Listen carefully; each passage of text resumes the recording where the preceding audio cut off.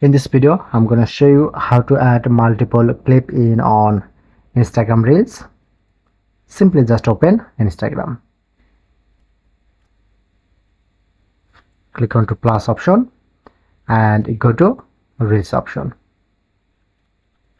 And just create a new Reels. Press onto camera to record.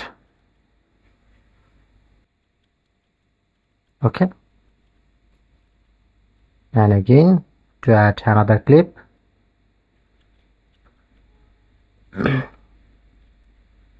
As you can see, showing it to partition. Now add to another clip.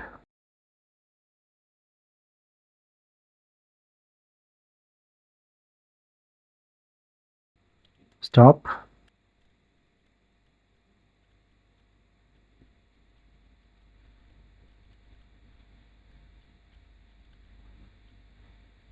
Add from my gallery to add another video.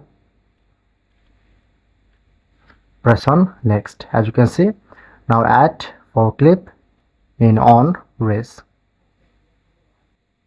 Press on right mark and just share. So that's it.